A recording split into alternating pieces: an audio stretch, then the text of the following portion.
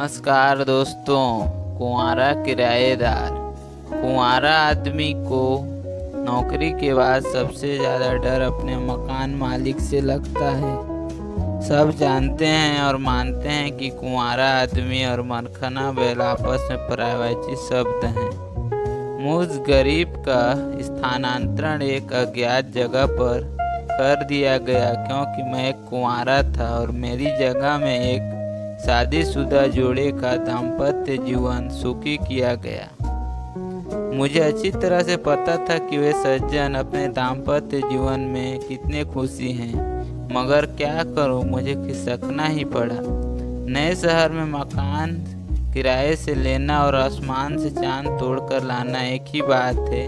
हमारे पूर्वज कितने समझदार थे कि आड़े वक्त में काम आने के लिए ऐसे मुहावरा बना दिया ताकि कुंवारे आदमी की ज़रूरत के वक्त काम आवे। मकान मालिक और किराएदार के संबंधों के बारे में बात करूं तो हजारों पन्ने भर जाएंगे, फिर भी उनकी दास्तान अधूरी रह जाएगी। मेरा पुराना मकान मालिक बड़ा सज्जन व्यक्ति था। केवल उसको इस बात से एतराज था कि मेरे यहाँ आने वाले मेहमान रुकने की व्यवस्था दूसरी जगह क्यों नहीं करते।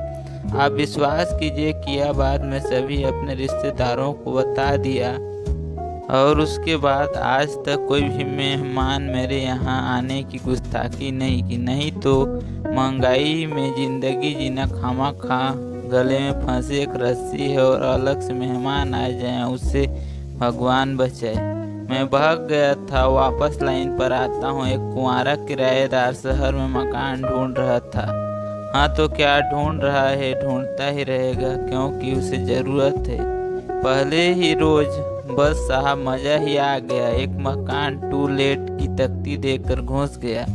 अंदर से एक प्रौढ़ा बाहर आई और मैंने कहा, माता जी आपको मकान किराए पर देना है। वो गुस्सा गई और 100 गालियाँ देते हुए कहने लगी, आपको मैं माता जी लगती हूँ, चले जाओ गेट आउट। इससे पहले कि मैं गलती के लिए क्षमा मांग पाता उन्होंने दरवाज़ा भड़ाक से बंद कर दिया। साथ ही मेरे किस्मत के दरवाजे पर भी शटर गिर गया। मैंने एक दरवाज़ा और खटखटाया, वहाँ से एक प्रौढ़ बाहर आए।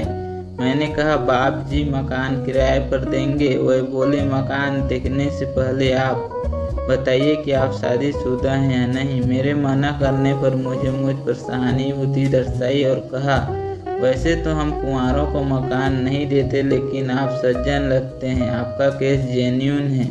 मुझे थोड़ा आशा बंधी, शायद यहाँ काम बन जाए। उन्होंने कमरा दिखाते हुए कहा, आप इधर चौक में नहीं घूमेंगे, उधर छत पर भी नहीं जा सकेंगे, खिड़की हमेशा बंद रखना, रात के 10 बजे के बाद मत आना या फिर बाहर ही सो जाइएगा। उन्होंने फिर पूछा, आप क्या करते हैं? मैंने कहा, पढ़ता हूँ लिखता हूँ। उन्होंने कहा कि आप कवि हैं? मैं समझ गया अब समझ आई। मैंने कहा, नहीं, मैं केवल पत्रकारिता करता हूँ। अब वो थोड़े आश्वस्त हुए, लेकिन फिर भी उनके चेहरे पर अभी भी शक की छाया थी।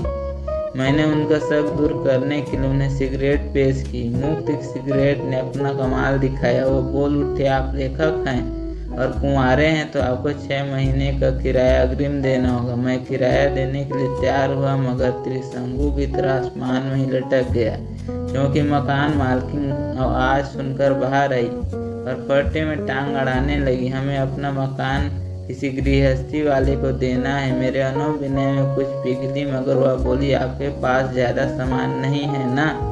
मेरे मना करने पर कहने लगी, पंखा, बिजली की प्रेस, टीवी तो होगा ही। फिर मैंने मना करने पर कहने लगी, आपको तो हमारे लिए क्या उपयोग है? पहले वाले किराएदार के पास गाड़ी, फ्रिज, टीवी सब था। हमारा बेबी तो उधर ही रहती थी, दिन भर उनकी टीवी देखा करती थी। बड़े भले व्यक्ति थे। अब मुझे शर्म आने लगी कि इनके बेबी के लिए मैं क्या काम आ सकता हूँ। मैं सोचने लगा तो मुझे अचानक याद आया कि आपकी बेबी तो पढ़ती ही होगी ना? हाँ, 3 साल से बीए पढ़ रही है, बड़ी इंटेलिजेंट है, मगर पता नहीं हर बार 1-2 नंबर से रह जाती है। तो अगर आप अच्छा समझे तो मैं आपके बेबी को पढ़ा दिया करूँगा। बड़ी खुश हुई। हाँ, मुझे मास्टर की ज़रूरत थी।